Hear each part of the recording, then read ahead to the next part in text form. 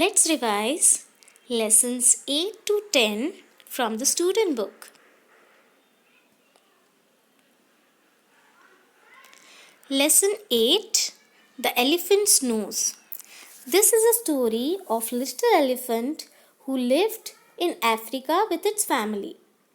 He had questions about everything. One day he got himself into trouble when he tried to find out what the crocodile ate for dinner. So he went to the river and there the crocodile grabbed him by his nose, because of which his nose, which was earlier short and round, became longer and longer. With the help of snake, he could save himself from the crocodile. However, his nose remained the same. And later on, as he moved on, he realized that his new nose was very helpful to him. And afterwards, all the other animals also wanted a nose like him. Let us have a look at the MCQs based on the same. First, who saved little elephant? Crocodile, snake, bird. It is the snake. Second, where did little elephant go to see crocodile? River, forest, zoo. He went to the river. Third, which adjective best describes crocodile? Adjective means a describing word which is used for a noun. Helpful, willy, innocent. The crocodile was neither helpful nor innocent. It was willy. So the answer is B, willy. Fourth, who sent little elephant to the river? Uncle Giraffe, Aunt Ostrich, bird. If you read the story carefully, you will find out that it was the bird that got angry on the little elephant and he told him, you go to the river and find out for yourself.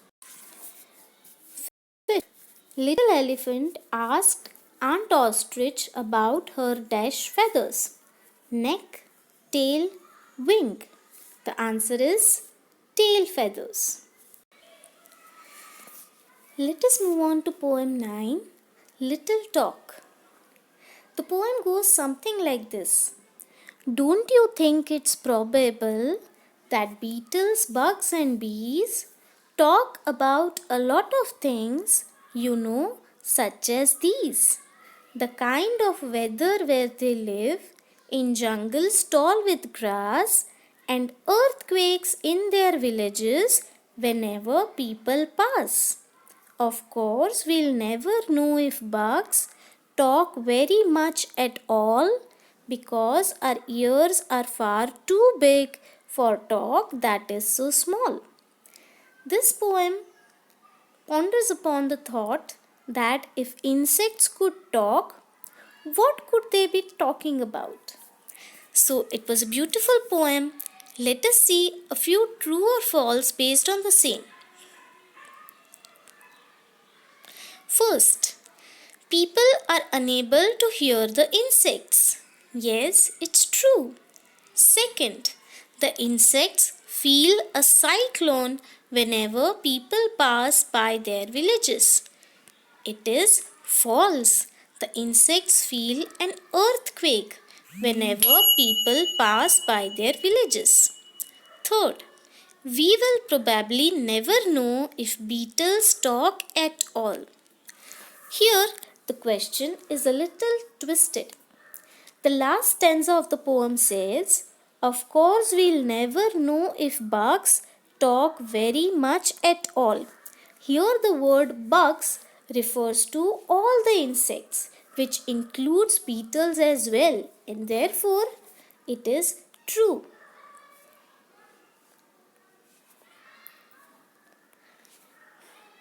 Now let's move on to revising lesson 10, What Made the Dalek Laugh. This is a story about a giant frog called Titalik in Australia. He has been sleeping for many nights and many days, and then when he wakes up one fine day, he wants to have all the water in the world.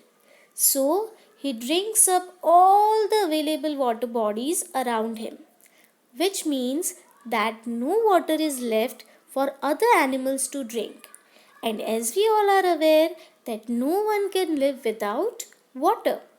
So then a wise wombat advises the animals to make the Dalek laugh so that whenever he opens his mouth in order to laugh, all the water that he has drunk up will pour out from his mouth.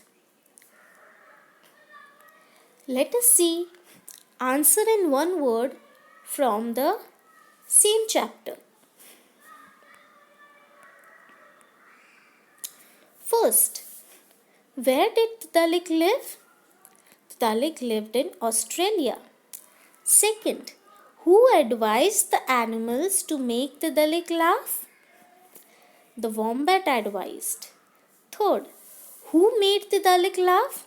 It was the platypus that made the Dalek laugh. What was the platypus doing? The platypus was sleeping. When all the other animals were trying different things to make the Dalek laugh, the platypus had been sleeping. When he had to wake up because of all the noise on the surface, he came up.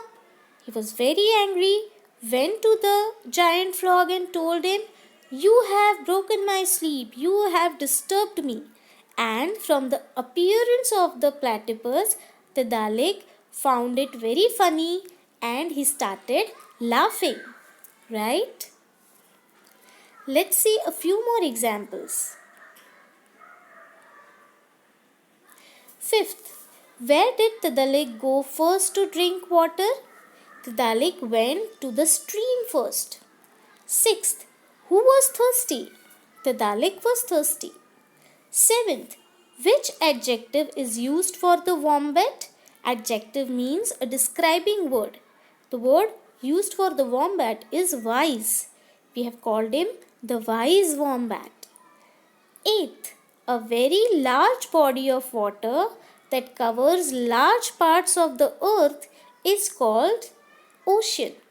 Similarly, names and descriptions of other water bodies are also given in the student book. Please refer to it in order to revise. I hope we have successfully revised all the 3 chapters from lesson 8 to lesson 10. I want that all of you should go through the poem and both the lessons, read them aloud, learn the question answers, go through the vocabulary and words to know, and have a happy revision time. Happy revision!